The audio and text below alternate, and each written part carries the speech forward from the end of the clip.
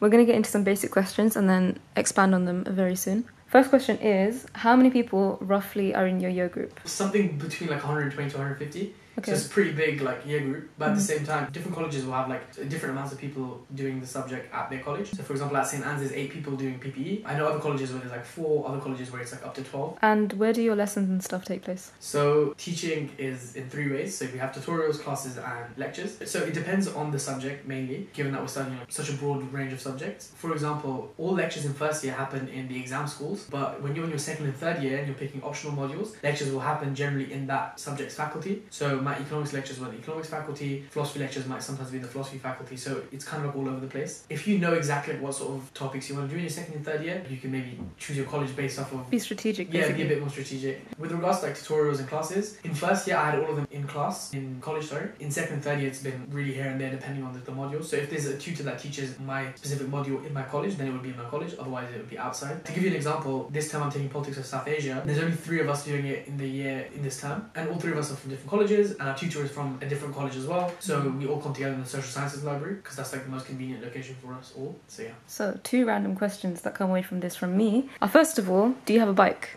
Yes, I didn't have my bike last term because I left it in London, but then I was using Mobike, which is like a dockless bicycle from China. The thing is, everything is so small in Oxford, like nothing is more than like a 15-20 minute walk. So even from St. Anne's, which people claim is like far away, it's really not bad. Which I should add, by the way, I've been here for 4 years and I never had a bike and I got by just fine. Yeah. The other thing I was going to ask is more about your course. So you mentioned that you're taking a module in South Asia. Yeah. The modules that you're allowed to take, do they change every year depending on like the tutors that are available, or is it roughly the same? It is roughly the same. From my understanding, there's like special subjects every year, and generally those last for a couple of years, and it would only be like 1 or 2 modules. So I know at the moment there's a special subject in politics which is in security, so that's like security and conflict, war studies, that sort of thing. Oh, okay. And then there's also a special subject in economics this year, which is the economics of the environment. So things like that would change every year, but other than that, like the main courses are like generally the same. Could you give a brief outline of your course? Yes, PPE is kind of complicated, so I'll try and simplify it. Everybody does the exact same first year. There's 3 parts to the first year. One is philosophy, one is politics, one is economics. So philosophy in your first year, you'll do logic, which is like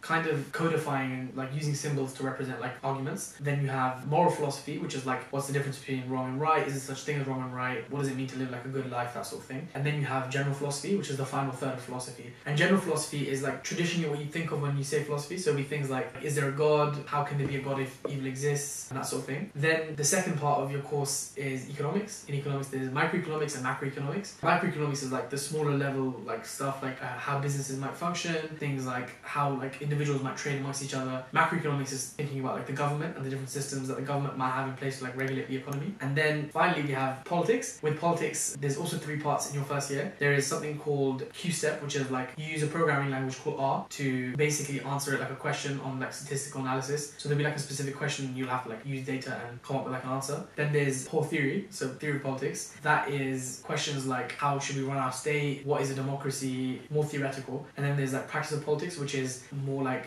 political science is the term that people use. So that's more like empirical. So you look at like how elections work and how different like regulation might like reflect itself in like the political reality of a country. Looking at voting patterns, why people vote the way they do, that sort of thing. That's the first year. Everybody does the exact same thing for the first year. The second and third year is a lot more like up to you. So if you, most people drop one of the 3 subjects. Some people keep all 3. If you keep all 3... Didn't know you could do that. Yeah, you can. Wow. If you keep all 3 though, it really limits the amount of optional modules you can do. So that's why a lot of people don't actually go for it. But if you do economics, you have to do 2 of 3 core modules. So the core modules are microeconomics, macroeconomics, and quantitative economics. You have to do 2 of them. And if you want to do future optional economic modules in your third year, then you have to like be aware of like what are the requirements for it. This is new actually. Until this year, you had to do all 3 of those. But from this year onwards, you can do only 2. I dropped philosophy, so I know a little bit less about this. How could you? I will explain it actually.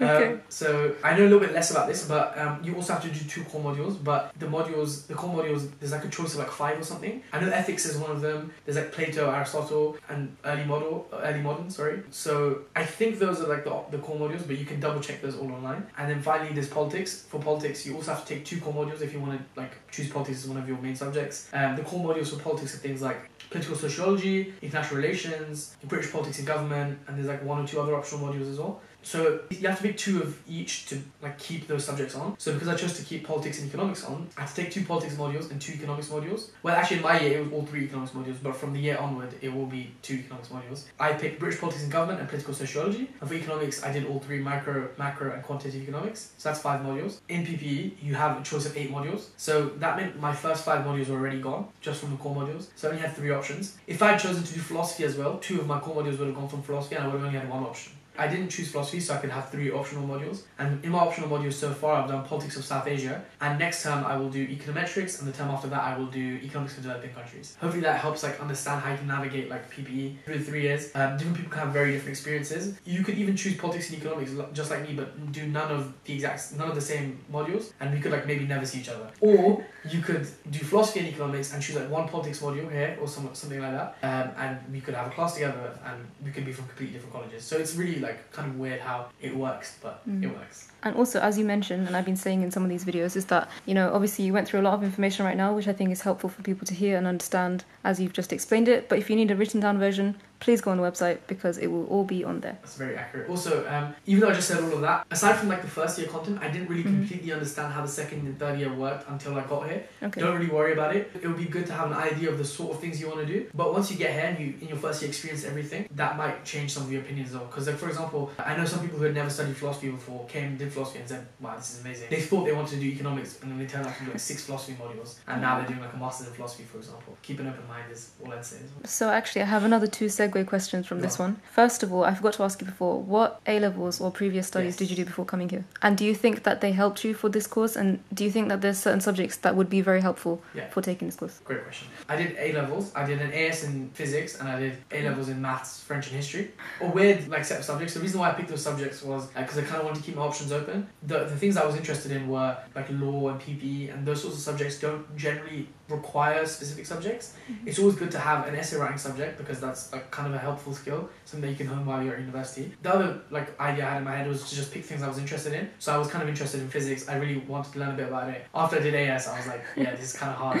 And I knew I didn't want to really like devote that much time to it, especially because I decided I wanted to apply for PPE. PPE doesn't have any required subjects, but they recommend maths and history. Personally, I would say definitely do maths if you want to do PPE. Even if you don't want to like choose economics after your first year, even if you want to drop economics after your first year, it's still worth doing maths because it will really make your first year econ a lot easier. I would also recommend doing an essay writing subject like history or English. I really liked history. I think it's really enjoyable, and a lot of like what I learned in history was like relevant to things, especially in terms of context for politics. In terms of content, none of it really helped, especially because I never did any of the same subjects. But even if I did like economics, a lot of what you study at A level is like quite different to what you do at university. So what you do at university gets a lot more mathematical and a lot more technical. So I guess that's the same for all 3 of those subjects. So it might be helpful to study them for some context, but it's definitely not required to study those specific subjects. Maths and history are recommended, but everything else is like... Cool, maths and history. But yeah, again, what it sounds like, because I've been hearing this from other people, is that, you know, a lot of courses don't have a set requirement of subjects for you to study previously. However, some subjects can give you skills that are helpful for the courses that you end up taking. So in this case, maths and history are maybe the ones to go for. But, you know, if you don't enjoy those subjects, go for something else because they might not help you significantly. And ultimately, you need to do what you enjoy or else you won't get through it. I completely agree with that. Yeah, I think doing what you enjoy is way more important than what you think they want, especially if they haven't explicitly said it. Obviously, if they explicitly say, we will not accept you if you don't do maths, then if you want to do the subject, then do maths, right?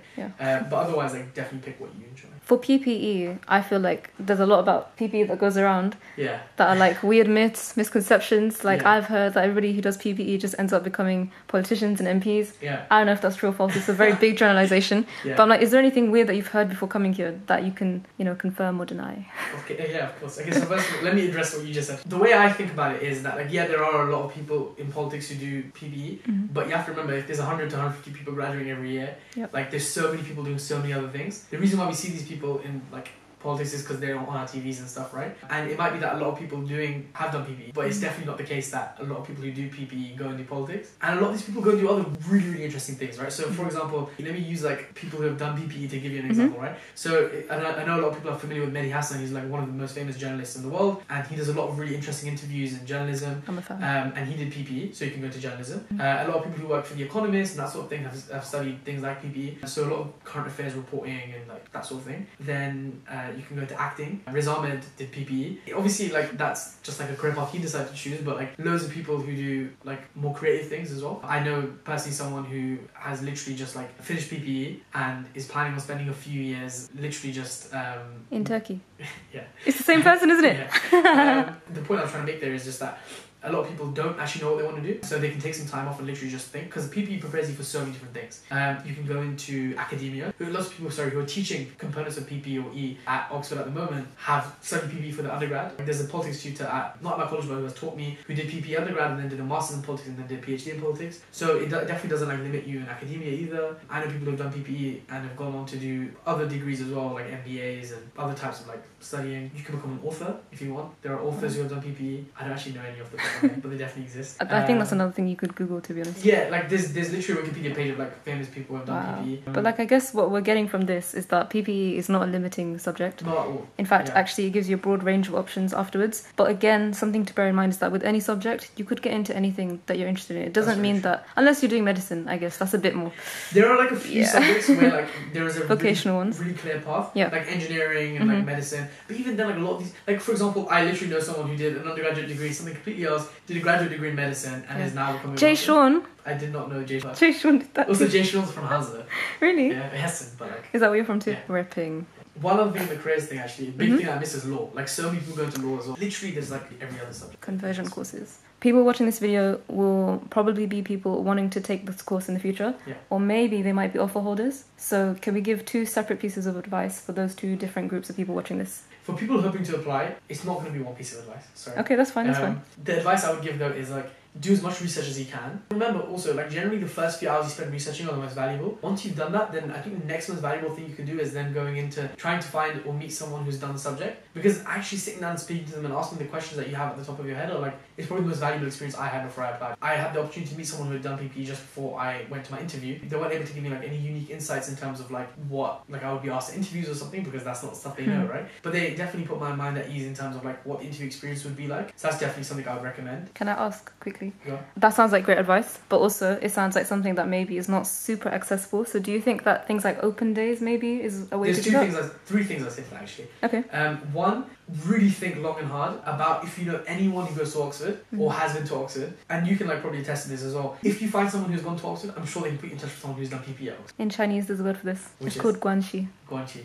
There you go. There you go. What is it? Like everyone's like connected or like? Basically, it's like connections. Yeah, there's always like someone connected, and like once again, that might not be the most successful thing either. So the second thing I'd recommend is open days. Going to open days, you will almost always have a choice of students to talk to. They're not only willing to talk to you, they want to talk to you. Because like I've done open days myself as well. Sometimes it gets kind of boring just showing people around, especially if people aren't asking questions. So just go there and ask questions. Like people will literally sit down and like spend an hour with you if you just ask them questions. And the third and final thing I'd say is we live in the 21st century and LinkedIn exists and it is like your best friend. Even if you've never used it before, literally you can go on LinkedIn, search people who have recently graduated from Oxford doing PPE, or literally wherever you want to apply, whatever you want to apply for. And just like if you send 15 messages, even if 5 people reply and you only get like one like 10-minute phone call out of it, it's definitely still worth it. It will literally take you 10 minutes to send those messages out. So I recommend like trying that approach as well. The second piece of advice or advices is for people who are like offer holders. So first of all, congratulations, by the way. Yeah, huge congratulations if you're an offer holder. What I'd say is don't worry is the first thing, because I was like kind of worried about coming in thinking like what's it going to be like. There are always a wide range of people everywhere you go. You will find your place in Oxford wherever it is, and especially that first time, like I found there's so many different like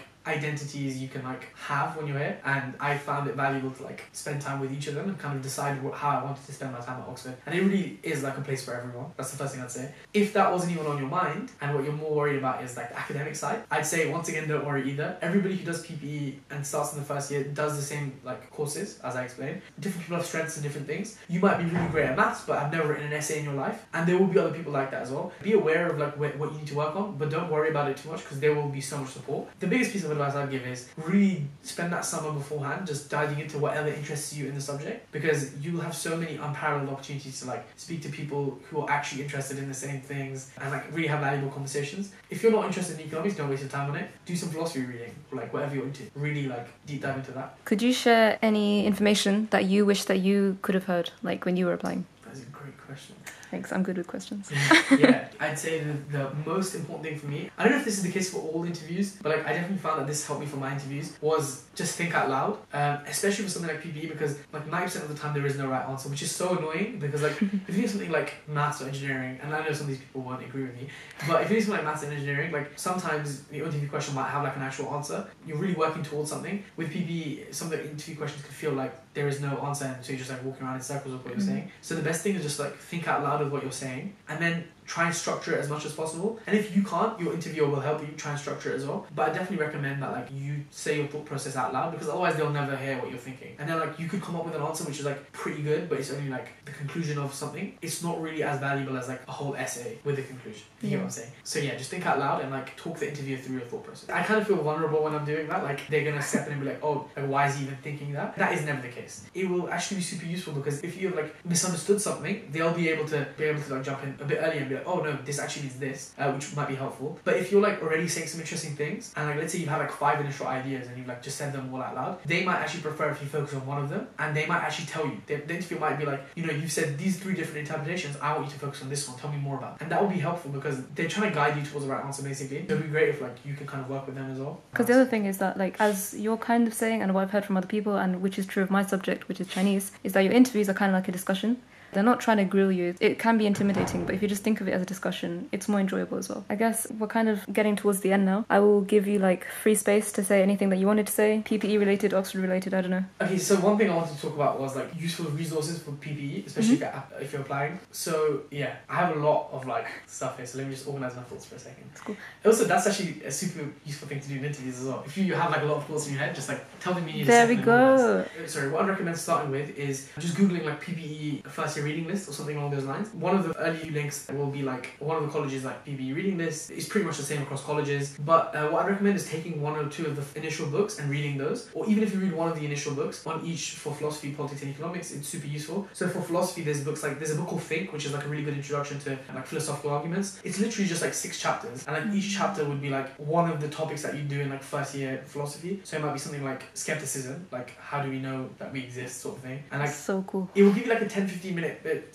page introduction to that. So it'll be like, you know, this is how these like thoughts started, these are like some of the responses that people had, these are the different like theories people have had, this is like the state of like this philosophical question in today's age, sort of thing. So that's super useful, and it's actually really interesting even if you're not like that interested in philosophy. It's a very accessible sort of guide, I'd say. For politics, we have like political philosophy introduction. So there's an introduction to political philosophy, which is a really good book. But once again, like just check the reading list and see what it says. That is one of the books on it, but like it's a similar style type of book where there'll be a different chapter on different topics. So it'll be like democracy, it might be like socialism, there might be like revolution. It will just be like a 20 page like summary of like different arguments on that. And don't try and like take notes or like learn that. It's just good to read and get yourself acquainted with. If you can, this is like the best thing. Find somebody else who's trying to apply for a similar subject or is interested in the topic, and like just like read it alongside them. And like if you can, obviously it's not necessary, but if you can, that would be like a really cool way to like discuss the topics as well. And then finally, economics. There's like a book called Armchair Economist and like Free Economics. Those are both like super accessible economics books, especially if you've like never read an economics before. And like something like Free Economics, for example, is like such a fun read. Like Free Economics is 2 guys who basically are looking at how economics works in the real world. One of the chapters is how one of them like is like working with drug dealers as their accountant, for example, and he talks about the economics of drug dealing. One of them looks at like corruption in sumo wrestling and like why different incentives cause corruption. And there's like teachers as well. There's like corruption in teaching. It's really weird. Like that's real, you know. Yeah, like legit. I know it sounds like really random, right? But like if you read it, you'll be like, wow, this is like really cool. Especially if you don't like economics, it'll make you love economics a little bit. So I recommend that. And you're taking economics modules, are you? Yeah. So you're not biased, are you? No, not okay, of course not.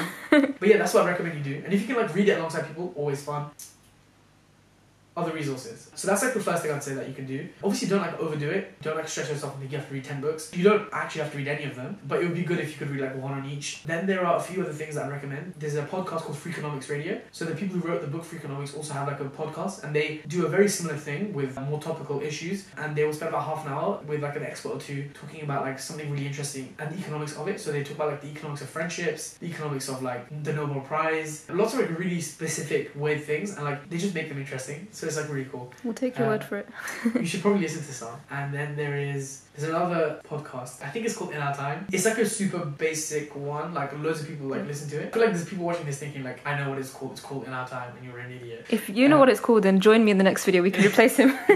But they once again have like lots of podcast sort of things with like on different topics. It's a bit less fun and a bit more like analytical. It's definitely still worth like doing them or listening to. Especially like you don't have to listen to all of them or in any order. You can like listen to a specific topic. There are like ones on specific philosophers or specific like ideas and that sort of thing. And then the final thing I'd say is for philosophy, if you're really interested in like looking at philosophy from a more academic perspective, there's a really good resource called Stanford Encyclopedia of Philosophy. And when you do first year philosophy, it will be a super helpful resource for writing last minute essays. But in the meantime, it's also a super useful way of like having a summary of like specific things. So that'd be a fun read for like if you're interested in anything specific. Then I think this is actually genuinely helpful. Thank you. We appreciate it. My pleasure. So I guess that's it. Thank you so much. No worries. Thanks for watching this video as well. If you have any more questions about PPE or Oxford in general, leave them in the comments and I can try and get the answers and come back to you. Yeah. But till then, see you next time. Goodbye. Do you know what happens in YouTube videos? Yeah, like they were just like. No, there's a few things you have to say first, like... Oh, thank you so much for watching our video. Please like, comment and subscribe. There we go! I think that's it. And then like, goodbye. And share the video, yeah, like this. Oh, you're taller than me. It's a perception issue. Exactly. That's what it is. We're gonna see a LinkedIn boom after this. Yeah, probably. Sponsored content. That's like my favourite sweet. This. Thank you. And the Palmer violets, have you had that? I haven't even heard of that. Really? I think all people have them. Yeah, that makes sense. A lot of big words. Yes. It's not because I'm shy, because I'm not shy. Yeah, I can tell, given that it is your YouTube channel.